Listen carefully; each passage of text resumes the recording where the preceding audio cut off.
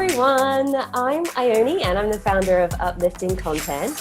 And today we're going to be talking about making babies with Julia Indichova. She's a fertility expert. Julia, thank you for talking to us today. How are you?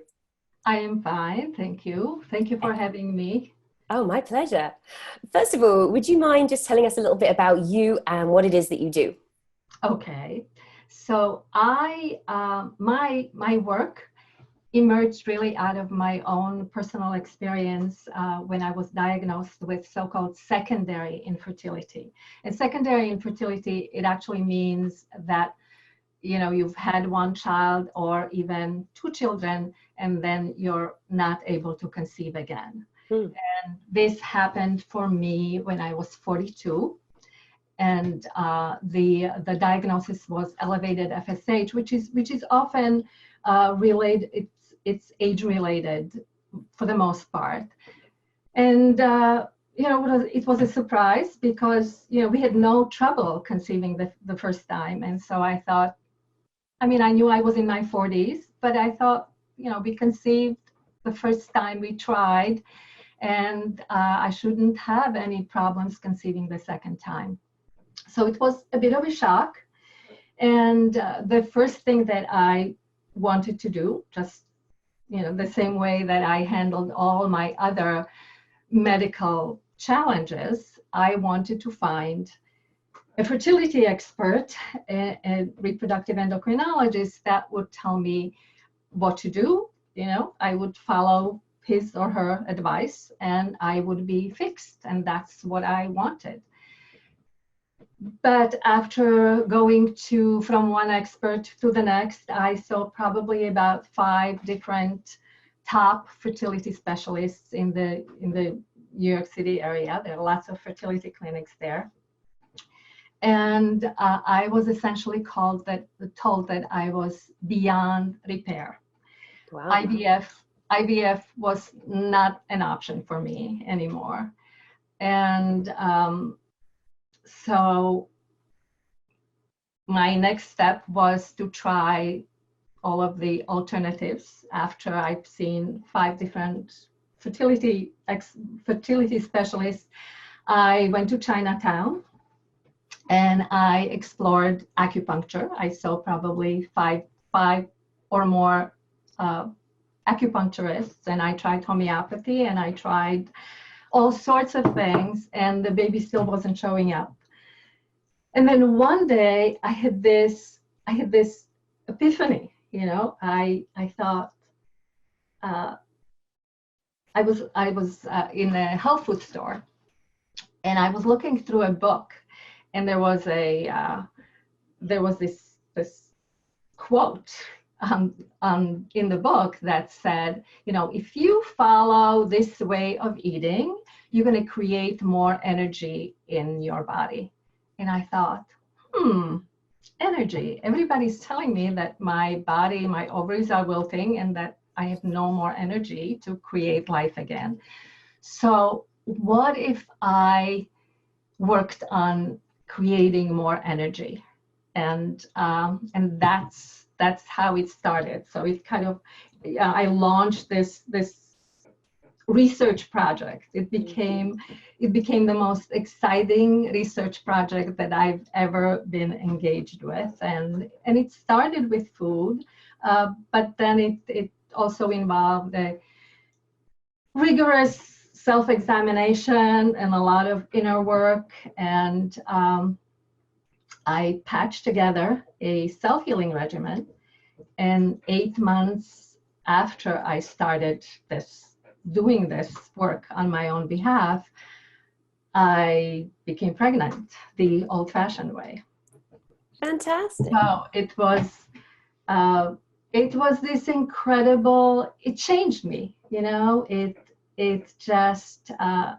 was the first time in my life that I gave myself permission to have an opinion on a challenge, especially a medical challenge, that was different from the opinion of experts. And well, I remember before I even became pregnant, I knew that something was happening, that there was that something major was happening to me. And I remember going around and saying, if this works, I am going to talk about it. I had no idea how I would talk about it. I wasn't a writer, and actually there wasn't much of an internet at the time, so I didn't know how I was going to talk about it. But I was determined to talk about it if it worked, because I also knew that the changes that I was going through, that I would continue them for the rest of my life.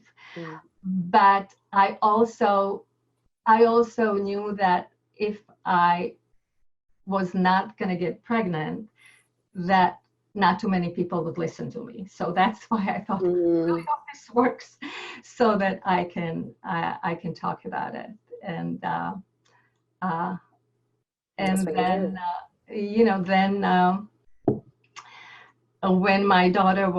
when my second daughter was born, I had a lot of friends who were writers. I myself wasn't a writer, but I had a lot of friends who were. And so I said, just help me write this article. I just want to tell my story. I don't need anything else. Just help me write an article, and so that I can pass on this story. And they all said, you write it. So the first piece that I wrote was, I don't know, it was maybe 1,000 words, and it took me about 6 months to write that article. And then everybody said, it's really a compelling story and beautifully written, but we just did fertility last month. Right. So at that point, one of my friends said, I think what you're going to have to do is you're going to have to write a book. Right, which we'll definitely talk about in a bit, because I've got a copy of that right here, which is very, very cool. So I have some questions for you regarding, Sure. The first one I guess would be, there seems to be, and I'd love to know whether you think this is true, a rise of infertility, or a rise of infertility things happening. I hear it a lot. Do you think that's the case? And if so, why do you think that is? I'm not really sure that it's a rise in fertility challenges. I think what's happening is, there's certainly more and more women are postponing motherhood, and there's a lot of processed foods around and all of that, and we have environmental issues and environmental toxins that certainly affect our fertility. But I think there is also something else going on, Ione. I think that what's happening is that baby making, it has become this thriving $10 billion global industry. 10 billion and rising. I think the prediction for 2020 is something like up to 20 or 21 billion dollars. So there's a former professor at Harvard's Business School. Her name is Deborah Spar, and she has talked about it a great deal. And what she said was that with the rise of this industry, there's so many fertility clinics that are competing for patients, and that they need to treat a certain number of patients just to cover their costs. Right. And that creates a very aggressive business model. So I think that that's one thing that's happening. The other thing that has changed in the last 20 years or so is that we have access to this immense volume of information. Dr. Google is available to us 24/7, and so there's just this enormous flood of information that that we are working with, and the to go back to this idea of this global infertility industrial complex, it has created a culture that feeds into our fears of childlessness. And there is just so much talk about infertility just plummeting after the age of 35. Mm-hmm. I don't know, for example, the definition of infertility, like when you are diagnosed infertile, is if you go through a year of unprotected intercourse and you have not conceived, you have not had a full-term pregnancy, then you are diagnosed infertile. Mm-hmm. If you are 35 or older, then after 6 months of unprotected intercourse and no baby, you are diagnosed infertile. That doesn't make any sense. Why would it be? I'm so glad you said that. Yeah. Isn't it crazy? Isn't it totally crazy? There's no, like, why would you not have the amount of time that somebody younger would have had to diagnose that? Well, because like you said, because it's a $10 billion industry, right? So once you're over 35, then in 6 months, they've got people coming for infertility treatments. Absolutely. And the moment you step into the clinic, right? I mean, you are a patient. You are somehow, so the subliminal message becomes you are now infertile and you need major help to become fertile again. And 6 months is a long time. So that's somebody that's like not been trying to conceive naturally. They've had 6 months less to try and conceive. That's a very very interesting point. And then what happens is that you are immediately handed this diagnosis. So you many women go into panic mode, and then you go to basically a kind of formulaic process.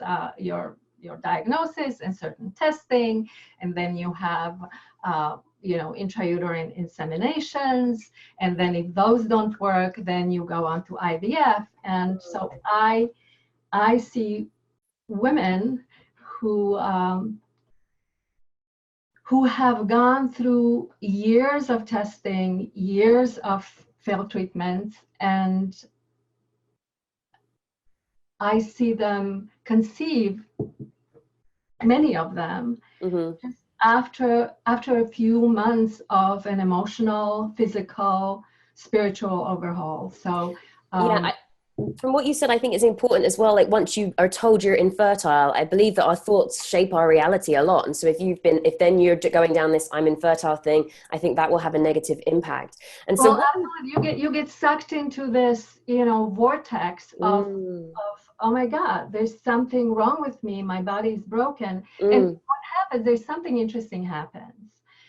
What happens is that you go through a treatment and you say to yourself, oh my God, I mean, not only couldn't I conceive on my own, but I couldn't conceive with this really sophisticated technology. Wow, there must be really something wrong with me. Do you know what percentage of people, when you have these treatments, do you know what percentage actually result in a pregnancy?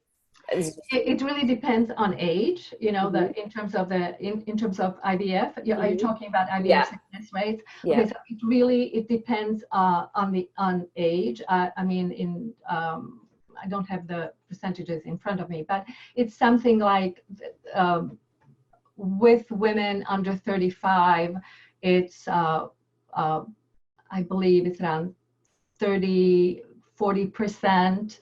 I don't want to give you. Maybe we can post these percentages. Yeah, I'll look into it. So it's around that work. It's certainly. I know that in women, like in their 40s or 40 plus, it plummets. The success rates go down to like 7%. So that's interesting in itself then I mean, if we're going to double check the statistics. So then if it's with women that are under 35, it's less than a 50% chance that these things actually work, which is perpetuating the thing that you're saying. Fascinating. It is. And so to me, really younger women are targeted because they are hopefully seen as the most likely to conceive, so so wait, sorry, you're saying younger women are targeted for IVF? Right, because they're and it's interesting because you've just said that, and somebody's commented, Isabel, thank you for watching, she's just commented women in their late 20s are doing IVF too. It's crazy. And so that makes sense that you've just said that. Yeah, it's true. Yes, because then if you're targeting younger women, the chances of success rate are higher, so then it gives them a better. Right. I mean, I had a client, people, I'm the last stop on the baby train, unfortunately. I'm hoping that things are changing, but for now, really that still is the case. And so I had a client, I did a workshop last month, and I had somebody who came and she was now 39, and she started this process at 36 when she was told, there's no problem. It's really quote unquote unexplained infertility. And she quoted her doctor saying, we'll get you pregnant in no time. Here she was 3 years later, several IVF failed treatments behind her, and now she is no longer an easy case. And and I think it really has to do with this faulty definition of infertility. That infertility is identified as a disease. Infertility is really not a disease in a common sense of the word. Infertility is really a symptom. I mean, I am very much in favor of insurance coverage. I am in favor of testing, and I'm absolutely in favor of using assisted reproductive technology when that's useful. I mean, if you look at my website and even in the book, actually, I have at the end of the book, there are 5 stories of women that I have worked with. And I wanted to include stories of women who use technology. Yeah. But they use technology in a way that was useful. They use technology in conjunction with the inner work, in conjunction with raising their overall level of health. Right.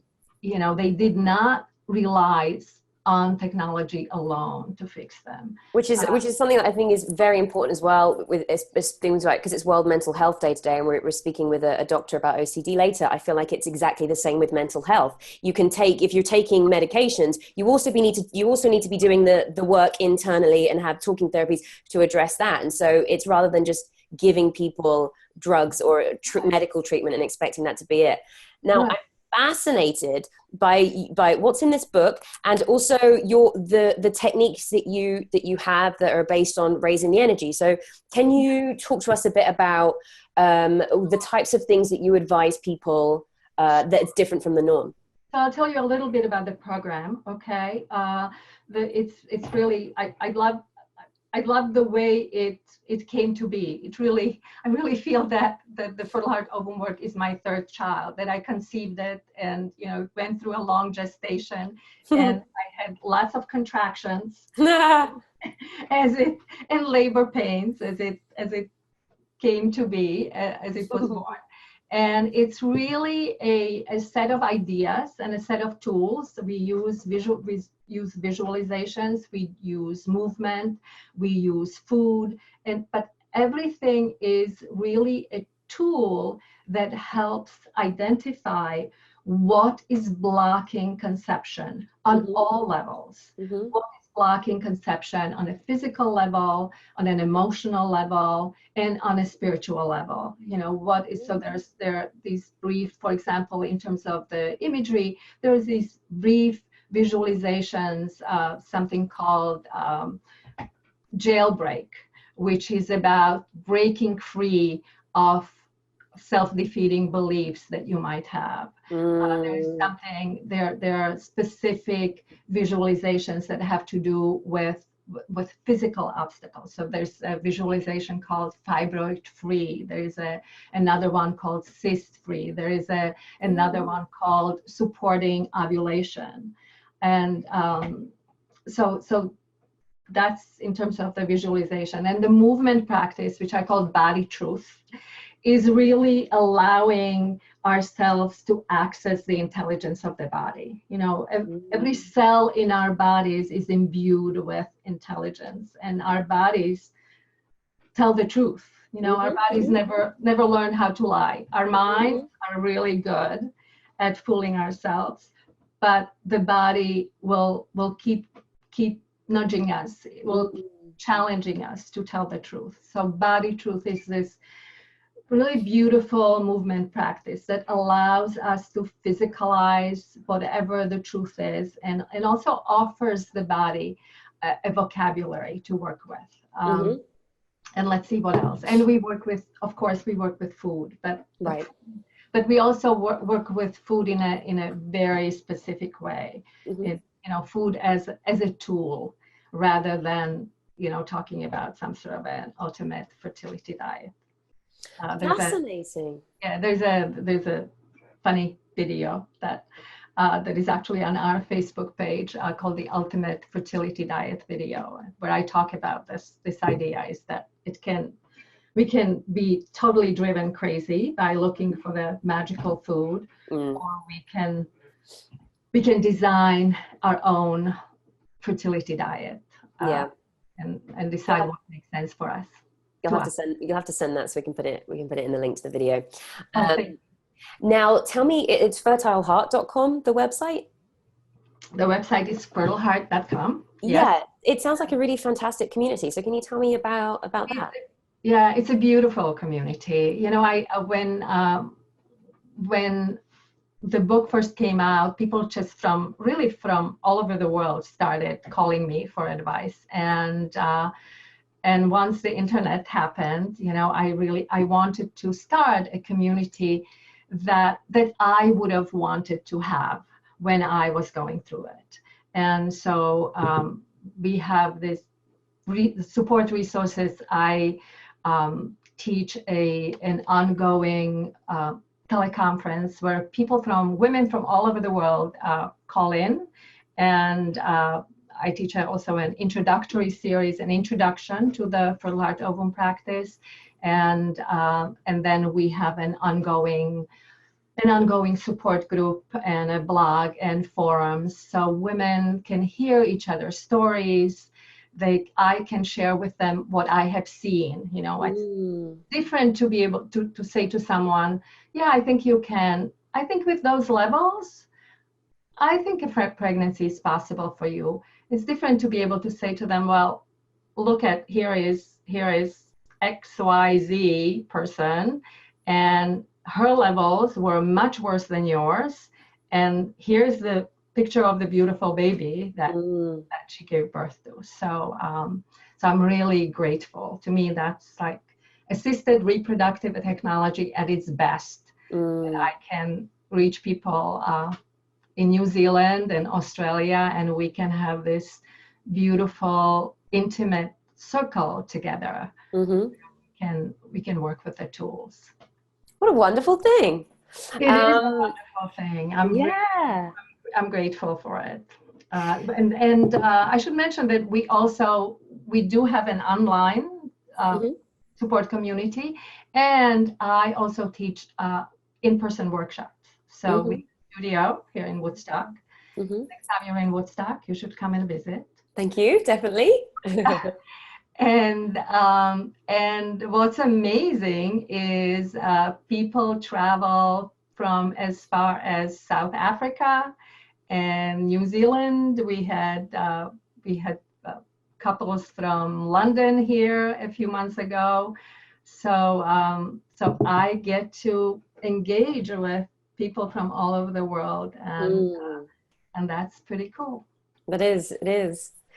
I feel really passionately about adopting. I've wanted to adopt since I was about 13.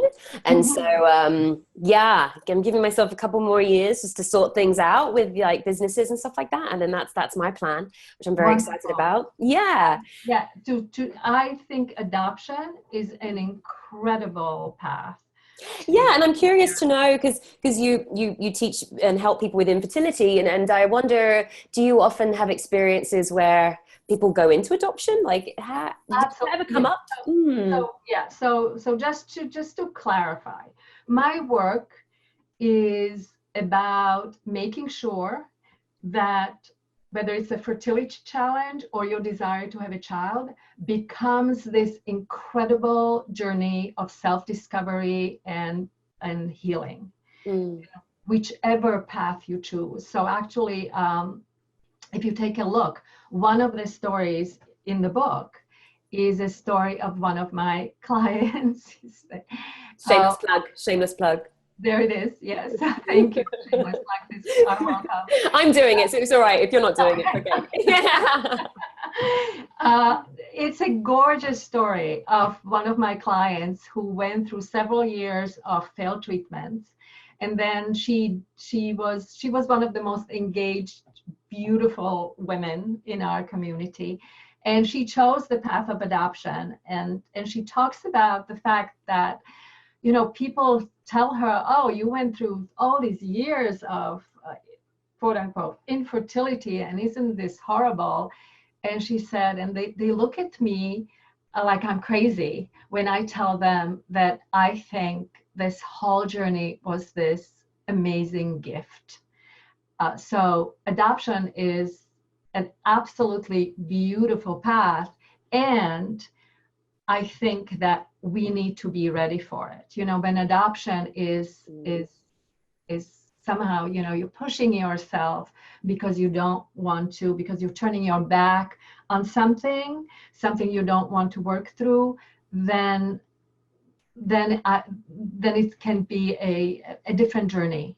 You know, then all these conflicts that you might have, you can also pass on to your child. I mean, it's interesting. So are you saying when somebody goes to adopt and they, but then there's issues somewhere else with maybe the conceiving issue, and then they go to adopt, but they haven't addressed the conceiving thing. Is that what you mean? Exactly. You know, what's really has been fascinating was that I have worked with a lot of women who they themselves have been adopted. And many women who have experienced fertility related issues, and part of the problem was that they have not worked through some of their own pain, and some of the inner conflicts that they had, and the healing that needed to happen around their own birth. And once they worked that through, they conceived naturally. I'm thinking of, I can name, actually in my second book, I have one more book. I don't have that one to shamelessly. No, you don't. I have it somewhere. You can do it. Okay, yeah, good. Yeah, this is the fertile female. What's it called? The full female? It's called actually, I love the subtitle. It's called the fertile female: How the Power of Longing for a Child Can Save Your Life and Change the World. Oh, I like that. And I'm just going to read the title of this one too. Inconceivable: A Woman's Triumph Over Despair and Statistics. I like that too. And so tell me about the Change the World one. Yeah, well, what I was going to mention is that I talk about the women. I talk about actually a group of 4 women who all of them were, they themselves were adopted, and how they worked through the healing. And what were you asking about changing the world? Oh, okay. Yeah. Well, I think that it's actually it's in the subtitle of the second book. You know, it's that it's the power of a longing for a child that can save your life and change the world. And the reason it's the power of longing, not the child. Many of us think it's going to be the child that will save us, that will heal everything, that all the hurts that we have ever endured. Having a child is going to heal it for us. And I think it's really the power of longing, because for many of us, the desire to have a child is stronger than we want the child more than we have ever wanted anything else. Mm-hmm. And so, I mean, that's what it was for me. And that's what I see with many, many other women. So we follow through on things in a way we might never have followed through before. And when we do that, we realize how much power we have, Yes. to create change in our own bodies, in the world, in our communities, and we can claim that power. I mean, I would have never imagined that I would have, had the Doing what you're doing. Yeah. had the guts to write a book. Yeah. With everybody telling me I shouldn't be writing it, or that I could, share my work in the way I do. And I think it was all the result of The power of longing for a child. Realizing, and the power of the longing. Yeah. Julia, this has been a fascinating conversation. Thank you. I'm going to be sharing it with friends that I know are trying to conceive, and I just think what you're doing is absolutely wonderful. So thank you for. I just want to say what you're doing is absolutely wonderful too. Bless you. Thank you. We need lots of uplifting content. Thank you. So thank you for having me, and thank you for what you're doing. Oh, bless you. Thank you so much. Everybody, just to double check, Inconceivable, A Woman's Triumph Over Despair and Statistics is Julia's book. And then The Fertile Woman is the other one. The Fertile Female. The Fertile Female is the other one. And fertileheart.com for Julia's courses and blog, and to find out all that fascinating stuff. So thank you. Perfect. Bye. Okay. Bye.